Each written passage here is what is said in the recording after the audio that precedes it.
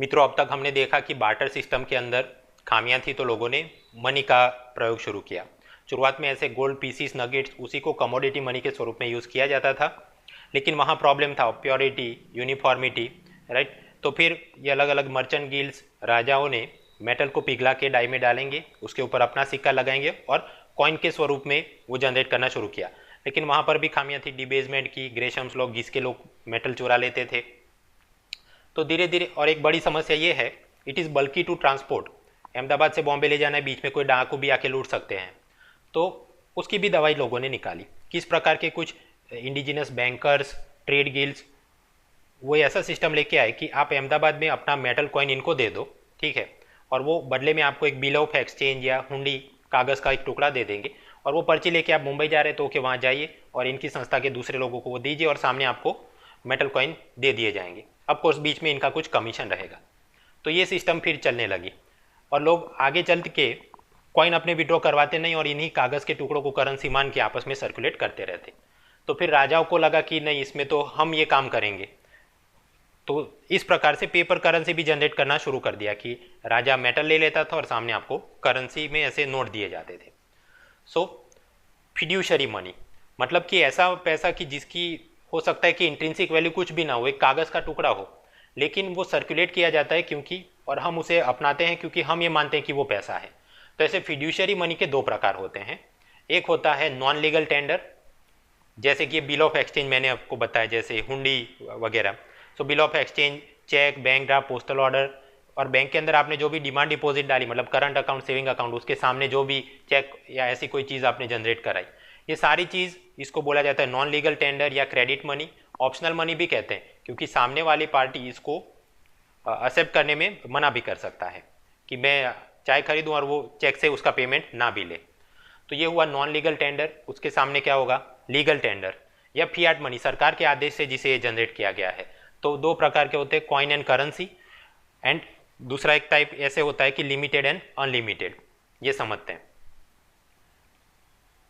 हम बात कर रहे हैं मित्रों फिड्यूशरी मनी जिसके अंदर फियाट मनी, जिसके अंदर लीगल टेंडर, जिसके दो प्रकार होते हैं। एक होता है लिमिटेड लीगल टेंडर। देखिए, भारत के अंदर कॉइनेज एक्ट 2011, वहाँ पर ऐसा प्रावधान है कि 50 पैसे की मदद से आप कितना पेमेंट कर सकते हैं। वो कहता है कि मैक्सिमम 10 रुपये, मान लें कि 20 सिक्के आप दे सकते हो। उससे ज़्यादा दिए तो सामने वाली पार्टी उसको लेने से मना कर सकती है। हो सकता है आपके ऊपर 1 लाख रुपए का कर्जा हो और आप जाके सामने वाले को दो कि ये ले 2 लाख नंग 50 पैसे के सिक्के। ऑब्वियसली उसके पास इतना टाइम थोड़ा होगा, एक दो करके गिनेगा, right. So limited legal tender क्यों कहा गया? क्योंकि कानून के जरिए देयर इज अ लिमिट, उससे ज़्यादा का डेट सेटल करने के लिए आप नहीं दे सकते। सेम वे 1 रुपये या उससे ज़्यादा के जो भी सिक्के होंगे, 2, 5, 10 वाले, मैक्सिमम कितना डेट सेटल किया जाता है? 1000 रुपये तक का। उससे ज़्यादा आप देने जाएंगे तो सामने वाली पार्टी मना भी कर सकती है कि मेरे पास छुट्टे गिनने का टाइम नहीं है। So therefore they are called limited legal tenders. तो उसके सामने विरुद्ध में क्या होगा? Unlimited legal tender. क्योंकि आरबीआई एक्ट 1934 के अंदर ये बोला गया है कि every bank note is a legal tender for settling unlimited amount of debt. इसका मतलब कि 2000 का नोट लेके मैं चाहूँ तो 50 लाख तक का भी भुगतान उतनी क्वांटिटी के नोट में लेके जाऊँ और कर सकता हूँ। सामने वाली पार्टी अगर वो कर्जा है तो लेने से इनकार नहीं कर सकती in theory. Therefore it is called unlimited legal tender. लेकिन हाँ, अगर सरकार चाहे तो they can put reasonable restriction on this.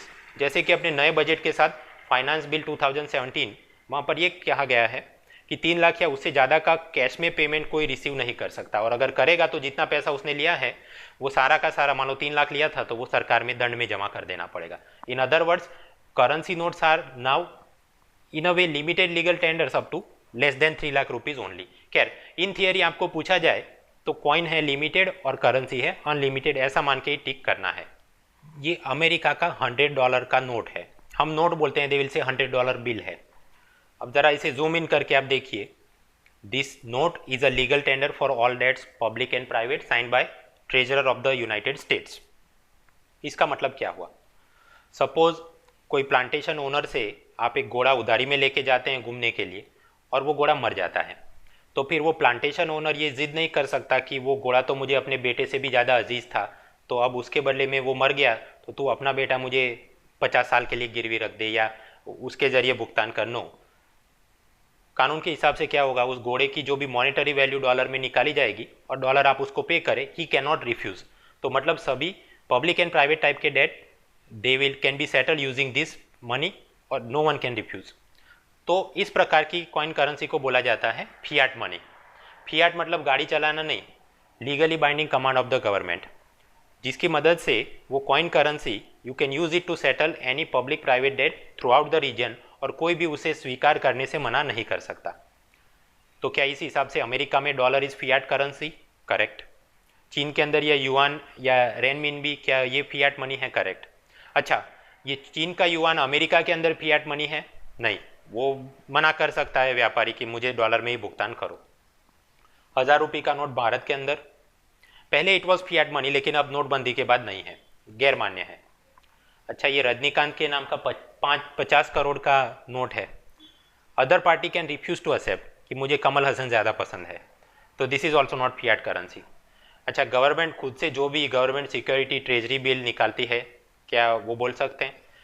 As such हाँ, ये कि एक प्रकार से उधारी में पैसा लेने के लिए उन्होंने इंस्ट्रूमेंट जनरेट किए हैं, बट वो other parties can refuse. Suppose आपने सरकार से ये 100 रुपये का गवर्नमेंट सिक्योरिटी खरीदा था और आप अगर कहीं पे पिज़्ज़ा खाने गए तो उसको ये दोगे तो वो मना कर सकता है। Therefore if someone can refuse it, तो फिर उसे हम फियाट मनी नहीं बोल सकते। तो ये गवर्नमेंट सिक्योरिटी ट्रेजरी बिल, इसी प्रकार शेयर बॉन्ड, ये सब फियाट मनी नहीं है।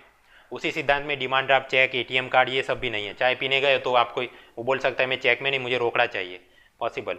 किराना कॉइन, कैसीनो कॉइन, अगेन वो भी फियाट मनी नहीं है। बिटकॉइन वो भी फियाट मनी नहीं है, क्योंकि कोई सरकार ने कानून के जरिए इसको इशू नहीं किया है। So now you know the difference between Fiat money और क्या नहीं है। अब तक हमने समझ लिया फियाट मनी क्या है। अब कौन इशू करता है? कॉइनेज एक्ट 1906 के अंतर्गत सभी सिक्के केंद्र सरकार इशू करती है, और उनको छूट है अगर चाहे तो 1000 रुपये तक का सिक्का वो निकाल सकते हैं। साथ ही साथ 1 रुपये का नोट वो भी सरकार इशू करती है। देयरफॉर उसके ऊपर सिग्नेचर किसके होते हैं? फाइनेंस सेक्रेटरी के होते हैं। आज़ादी के बाद शुरुआत में हमारे यहाँ आना सिस्टम थी, मतलब 1 रुपये के 16 आने और 1 आने का 12 पैसा। लेकिन इसमें इंटरनेशनल ट्रेड और उसमें करने में दिक्कत होती है, अकाउंट कीपिंग में। तो फिर in the year 1955 we amended this coinage act 1906, और फिर हम डेसिमल सिस्टम में आ गए, मतलब 1 रुपये में अब कितने इन थियरी 100 पैसे हैं। अच्छा, तो मतलब कि सरकार क्या इशू करेगी? 1 रुपये का नोट और सभी सिक्के। तो फिर आरबीआई क्या इशू करेगी? आप एक विन डायग्राम समझो, जो सरकार इशू करेगी उसके बाहर का जितना पोर्शन है वो सारा आरबीआई इशू करेगी, मतलब सभी नोट्स सिवाय के 1 रुपये का नोट, है ना। तो मतलब 2 से लेके 2000 के अभी के समय में। और ये सत्ता आरबीआई को कैसे मिली? From the RBI act 1934। उस हिसाब से उन्होंने जब करेंसी बनाना शुरू किया तो शुरुआत में सबसे पहला करेंसी 5 रुपये का निकाला था। मैक्सिमम हाईएस्ट डिनोमिनेशन था 10,000 का भी नोट उन्होंने निकाला था। हाल की तारीख में कितना? 2 से 2000 चल रहा है। और इस पे हस्ताक्षर किसके होते हैं? Urjit Patel, governor of the RBI के होते हैं। अच्छा, मैंने आपको बताया कि भाई ये अलग अलग कॉइन वो सरकार इशू करती है, तो इनको बनाने की फैक्ट्री उसे बोलते हैं मिंट। तो ये मिंट कहाँ पर है? भारत के अंदर 4 जगहों पे हैं। अब ये कौन सी जगह पे क्या नाम है, यूपीएससी के लिए काम का नहीं, लेकिन बैंक की परीक्षा दे रहे हो तो वो याद करके जाना। ये हमें सिर्फ इतना याद रखना है कि भाई कॉइनेज एक्ट के हिसाब से केंद्र सरकार वो सारे सिक्के छापती है, बनाती है, लेकिन RBI will act as an agent, और वो जाके हर एक बैंक में और हर एक जगह पे सर्कुलेशन करेगा। फाइनेंस सेक्रेटरी कोई खुद से वो मतलब कि रजिस्टर भर के हर एक बैंक में कॉइन नहीं पहुंचाते। RBI acts as the agent to circulate this coins. 10 रुपये की एक मगजमारी चल रही है कि ये नकली कॉइन है, ये असली कॉइन है, क्या मुद्दा है? आरबीआई ने नवंबर 2016 में एक प्रेस नोट रिलीज किया है, because RBI is circulating as an agent of the government, तो वो ही उसका क्लैरिफिकेशन भी अब दे रही है कि आप समझिए 2010-11 के अंदर भारत में हमने रूपी का नया सिंबल अडॉप्ट किया था। ये देवनागरी में र है और फिर एक हॉरिजॉन्टल लाइन। तो स्वाभाविक है 2011 के पहले जो भी 10 रुपये के सिक्के होंगे वहाँ पर ऐसा कोई निशान होगा नहीं। सो आरबीआई ने इस प्रेस नोट में लिख के ये बोला है कि भाई ये दोनों ही प्रकार के coin they are legal tenders. अगर बखूबी बोलना हो तो हमने कहना चाहिए कि both are limited legal tenders. क्यों? अप टू 1000 रुपये तक का डेट सेटलमेंट के लिए यूज़ कर सकते हो, उससे ज़्यादा तो फिर सामने वाला मना कर सकता है कि छुट्टा गिनने का मेरे पास टाइम नहीं है। खैर, तो आरबीआई का प्रेस नोट ये बोलता है कि भाई some less informed and ill informed people are creating doubt in the mind of people, otherwise ये दोनों ही वैध हैं। तो व्हाट्सएप में अगर कोई ऐसे बेवकूफ़ लोग सर्कुलेट करें तो आप उनको सावधान कीजिए। खैर, अब तक हमने जो पढ़ा है कि एमसीक्यू बनाते हैं, भारत के अंदर ये Indian money it consist of coin, paper currency, demand money and D all of above. अगर ये पूछा जाए तो आप याद रखना इसका जवाब होगा डी ऑल ऑफ अबोव। कारण इंडियन इकोनॉमी के ऊपर जो भी क्लासिकल टेक्स्ट बुक बड़े ऑथर्स ने लिखी है वो इस प्रकार से पूरी टॉपिक समझाते हैं कि भाई इंडियन मनी तो उसके अंदर ये नॉन लीगल टेंडर टाइप की चीज़ें भी होती है, तो वहाँ पर डिमांड मनी मतलब करंट अकाउंट, सेविंग अकाउंट की मदद से जो भी आप चेक डिमांड आप जनरेट करें that is also money, paper currency भी है, कॉइन भी है। सो इंडियन मनी जब पूछा जाए तो बस ये व्याख्या याद रखनी है, it is made up of all three things, मतलब आंसर होगा D all of the above.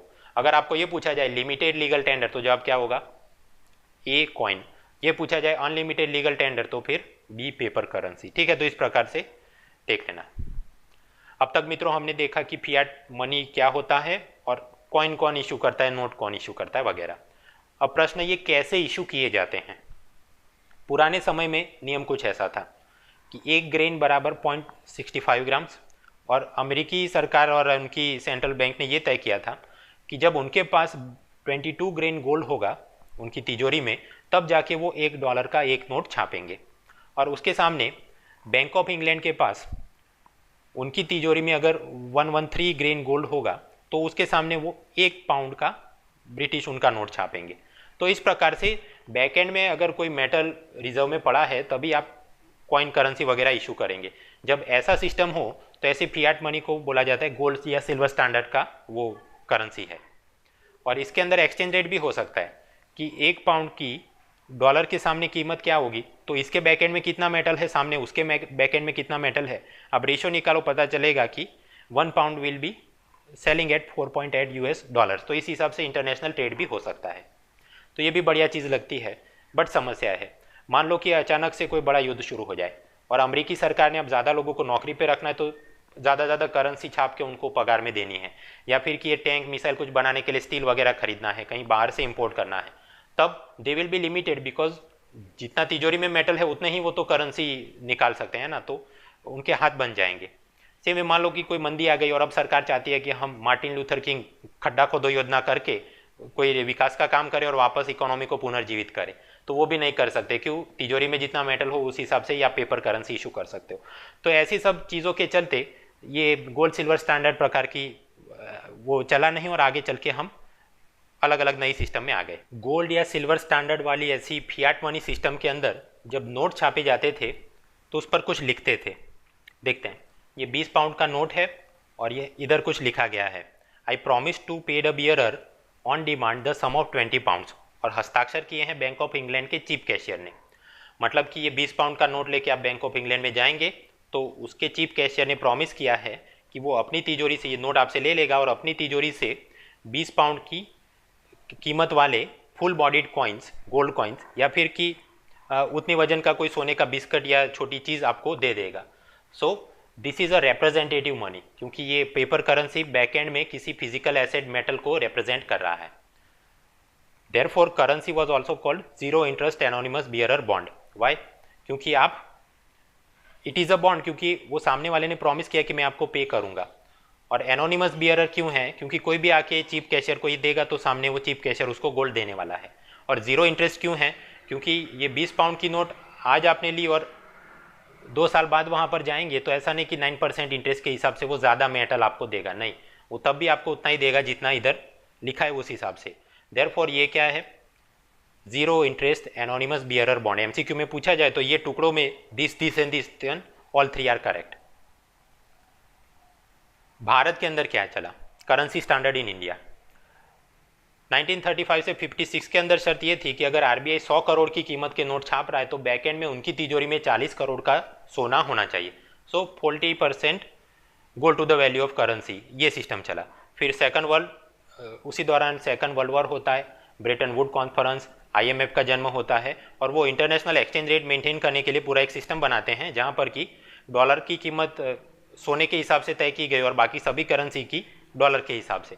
खैर वो पूरा सिस्टम हम third pillar balance of payment में पढ़ेंगे, बट अभी के लिए कि भाई वो IMF का फिक्स एक्सचेंज रेट वो सिस्टम के अंदर ये चल रहा था।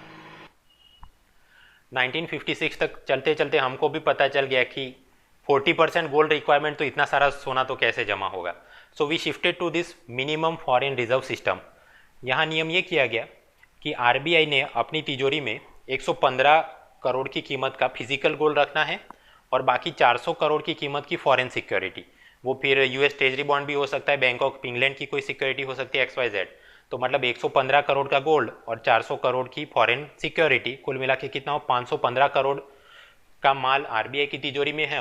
तो फिर उसके सामने वो जी चाहे उतनी नई नोट छापने की उनको अनुमति थी। इस प्रकार का करेंसी स्टैंडर्ड अपनाया गया। आगे बढ़ते हैं, बैलेंस ऑफ पेमेंट क्राइसिस। तो तब तक तो अपना फॉरेन रिजर्व भी बहुत कम हो गया था। तो फिर उस क्राइसिस के बाद इन द ईयर 1995 हम ये सिस्टम लेके आए कि आरबीआई की तिजोरी में 115 करोड़ का केवल गोल्ड ही रखना है, बाकी ये 400 करोड़ की फॉरेन सिक्योरिटी वगैरह का नियम वो निकाल दिया गया। बस इतना आप गोल्ड रखिए और फिर चाहे इतना मन मर्जी आप नोट छापिए। बट हाँ, बैकएंड में शर्त ये रहेगी कि it has to be back by some financial asset back by the government. तो मतलब ट्रेजरी बिल, गवर्नमेंट सिक्योरिटी ऐसा कुछ होगा तो उस हिसाब से आरबीआई पैसा नया छापेगी। खैर वो पूरी सिस्टम भी मॉनेटरी पॉलिसी में हम देखेंगे। Now this latest system it was called manage paper currency standard, जो हमने अपनाया है। ये 2000 की नोट पे लिखा गया है, I promise to pay the bearer the sum of 2000 rupees, sign by Urjit Patel, governor of RBI. मैं धारक को 2000 रुपये देने का वचन करता हूँ। इसका मतलब क्या हुआ? अगर ये कॉलोनियल टाइम में होता तो इसका मतलब कि आप ये 2000 का नोट लेके आरबीआई के ऑफिस में जाओ और सामने उर्जित पटेल अपनी तिजोरी से 2000 रुपये के रियल वैल्यू वाले फुल बॉडीड गोल्ड या सिल्वर कॉइन या ऐसा कोई बिस्किट आपको दे देते। वो उस समय में उसका ये अर्थघटन होता। आज की तारीख में इसका क्या अर्थघटन है? इन मॉडर्न इकोनॉमी जब भी कोई सेंट्रल बैंकर ये कहे कि आई प्रॉमिस टू पे बियरर सम ऑफ 2000 रुपीज़, तो इसका मतलब कि आप ये नोट लेके जाओगे तो उसके सामने he will convert it into other notes and token coins of equal face value. Suppose मैं 10 रुपये का नोट लेके जाऊँ तो सामने वो मुझे 5-5 के 2 सिक्के। ये बात सही है कि सेंट्रल गवर्नमेंट सिक्के बनाती है बट आरबीआई उसको एजेंट के रूप में सर्कुलेट करता है। तो मतलब कि 10 रुपये का नोट लोग के में जाता तो वो मुझे 2 सिक्के दे देते, या फिर कि कुछ नोट कुछ सिक्के, या फिर कि अगर फटा हुआ नोट होता तो नया 10 का नोट कर देते वगैरह वगैरह। So in other words modern economy में इस शब्द प्रयोग का क्या मतलब है? I promise to pay the bearer this sum, मतलब कि I promise to convert it into other notes and token coins of equal face value. मित्रों शब्द देखिए, फेस वैल्यू। आपको पता होगा पहले समोसा करीब 10 रुपये में बिकता था और आज की तारीख में अगर 15 रुपये में बिक रहा है, तो मैं फिर ये 10 का नोट लेके जाऊँ और आरबीआई के ऑफिस में जाके ये जिद करूँ कि इसके सामने मुझे 5 के 3 नोट दे दो, तो वो क्या होगा? मैं ऐसी जिद कर रहा हूँ कि मुझे इन्फ्लेशन से एडजस्ट करके दे दो, मुझे परचेजिंग पावर की रियल वैल्यू के हिसाब से दे दो, ऐसा नहीं, केवल फेस वैल्यू के हिसाब से। तो इरिस्पेक्टिव कि वो समोसा 10 रुपये में बिक रहा है या 500 रुपये में, मैं 10 का नोट दूंगा आरबीआई को तो सामने वो मुझे 5-5 के 2 ही सिक्के या फिर कि उस हिसाब से करेंसी देगा। आगे बढ़ते हैं, डीमोनेटाइजेशन 3 बार भारत में हुआ है। सबसे पहला 46 में कि आपके पास 100 या उससे अधिक के जितने भी नोट हैं आपने सीरियल नंबर के साथ डिक्लेयर करना होगा, और उसमें 500 और उससे अधिक के डिनोमिनेशन वाले सारे नोट उस पर प्रतिबंध डीमोनेटाइज कर दिया गया। सेकंड टाइम हुआ इन द ईयर 1978 कि 1000, 5000 और 10,000 के नोटों पे प्रतिबंध। लेटेस्ट 2016 नवंबर 8 को 500 और 1000 के महात्मा गांधी सीरीज के नोट उनको गैर कानूनी ठहरा दिया गया, एक्सेप्ट एक खास तारीख तक उनकी अनुमति थी कि आप उससे पेट्रोल भरा सकते थे या हॉस्पिटल का बिल पे कर सकते थे, but afterwards completely stop. So this is demonetization. इसके अलावा कौन कौन से देश में कौन कौन से कारणों से डीमोनेटाइजेशन किया गया, वो सारा कच्चा चिट्ठा आपको इकोनॉमिक सर्वे चैप्टर 3 के अंत में 2 पेज में टेबल के स्वरूप में दिया है। आपका ये होमवर्क समझिए, वो घर पे देख लेना। ये डीमोनेटाइजेशन जो लेटेस्ट किया गया 2016 को, उसे ज़रा पॉलिटी एंगल से और पढ़ते हैं। याद करो मित्रों, इन इंडिया आरबीआई एक्ट 1934 और उसका सेक्शन 26, वहाँ पर व्याख्या की गई है लीगल टेंडर की कि every bank note is a legal tender, और वो कैसा? अनलिमिटेड लीगल टेंडर है। जितना चाहे उतनी डेट सेटल करने के लिए आप करेंसी यूज़ कर सकते हो, सामने वाला उसे एक्सेप्ट करने में मना नहीं कर सकता है। लेकिन इसी सेक्शन 26 में ये भी प्रावधान किया गया है कि अगर आरबीआई का सेंट्रल बोर्ड सरकार को सिफारिश करे तो फिर सरकार नोटिफाई कर सकती है कि ये स्पेशल नोट्स इतने या ये वाले वो आज से लीगल टेंडर नहीं है। मतलब कि उसके बाद अगर कोई उसे यूज़ करे तो वो सामने वाली पार्टी उसे एक्सेप्ट करने से मना कर सकता है। ऐसा किया गया। 8 नवंबर 2016 को आरबीआई के सेंट्रल बोर्ड ने फाइनेंस मिनिस्ट्री को लिख के दिया और मतलब की सिफारिश की, और फाइनेंस मिनिस्ट्री के अंदर डिपार्टमेंट ऑफ इकोनॉमिक अफेयर्स उन्होंने गैजेट नोटिफिकेशन जारी किया, जिसके अंदर ये लिखा गया कि ये 500 और 1000 के जो महात्मा गांधी सीरीज़ के नोट और वो ये जो स्पेशल बैंक नोट्स SBN उनको बोला जाएगा, और वो अब से लीगल टेंडर नहीं है। जिस भी बैंक के पास या गवर्नमेंट ट्रेजरी के पास ऐसे नोट हैं तो वो जाके RBI को ये जमा कर दे। अगर आम जनता के पास भी ऐसे नोट हैं तो वो जाके बैंकों में जमा कर दे, पोस्ट ऑफिस में या RBI में जाके जमा कर दे, और उसकी एक तारीख तय की गई। तो मतलब कि ये डीमोनेटाइजेशन की व्याख्या क्या होती है? It is the wholesale withdrawal of the currency notes from circulation. हमको दे दो ऐसा करके नहीं, वो सीधा लिख के दिए कि अब से ये मान्य ही नहीं है, तो सामने वाली पार्टी उसे लेने से मना कर सकती है। तो खैर मतलब कि ये गैजेट नोटिफिकेशन से इसको डीमोनेटाइज किया गया। फिर भी कुछ समस्याएं थी। मान लो कि ये 30 दिसंबर के बाद भी कोई ये नोट एक्सचेंज कराने के लिए आता है तो क्या करोगे? क्योंकि RBI ने तो साइन करके नोट दिए थे तब, है ना, 500,000 के, आई promise to pay the bearer this amount. या फिर कि कोई शौकिया रूप से 10 से ज़्यादा इसके नोट रखता है तो उसका क्या करेंगे? तो ऐसे कुछ स्पेशल केस को क्लैरिफाई करने के लिए specific bank note cessation of liability ordinance लेके आई सरकार 30 दिसंबर 2016 को।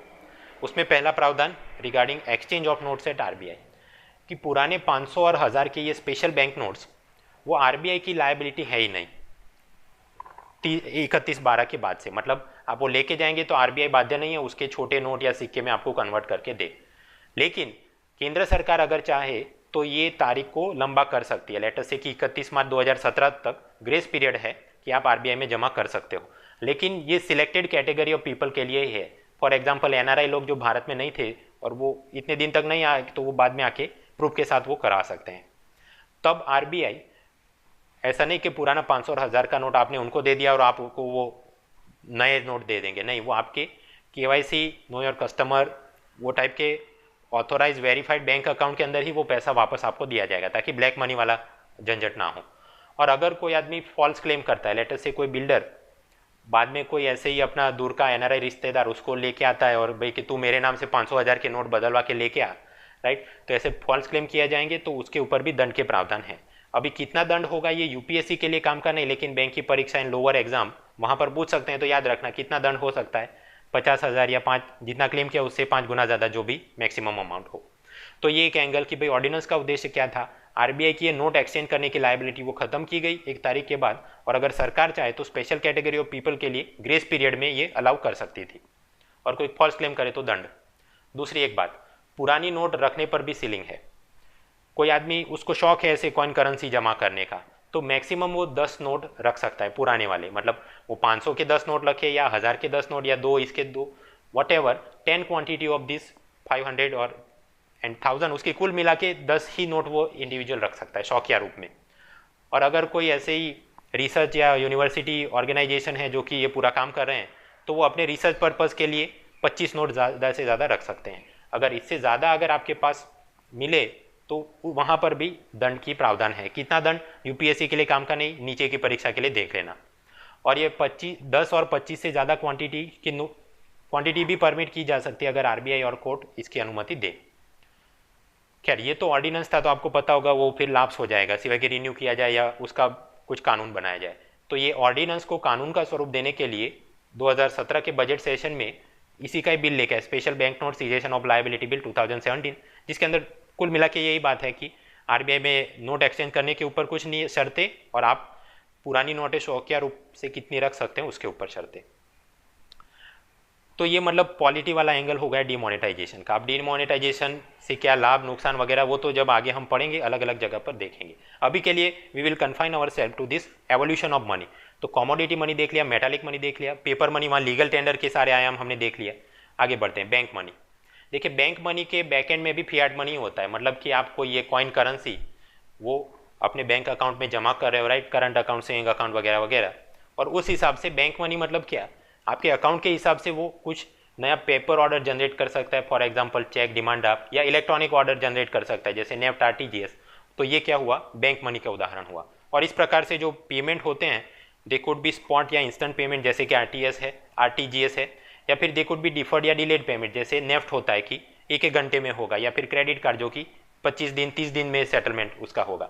तो ये सब बैंक मनी है। बैंक मनी के फ़ायदे क्या हैं, आसान है कि लंबे दूरी तक आप बेच सकते हो, छुट्टे की मगजमारी नहीं है, एग्जैक्ट अमाउंट आप लिख के दे सकते हो, नकल करना मुश्किल है, चुराए तो पता चल जाएगा केवाईसी अकाउंट में से कुछ हो रहा है तो, एंड हाई वैल्यू ट्रांजैक्शन के लिए इसकी अनुमति है। अब यहाँ पर भी आगे बात की, चेक ट्रंकेशन सिस्टम, यूपीआई, भीम ऐप लेके आए, फिर ये पेट्रोल पंप वालों को मर्चेंट डिस्काउंट रेट की तकलीफ थी, या फिर कि रतन वत्तल और चंद्रबाबू नायडू उनकी कमिटी ने डिजिटल पेमेंट प्रमोट करने के लिए क्या क्या प्रावधान, क्या क्या सिफारिशें की, बजट में क्या प्रावधान है, वो सारी बात हम पढ़ेंगे इन द नेक्स्ट एपिसोड।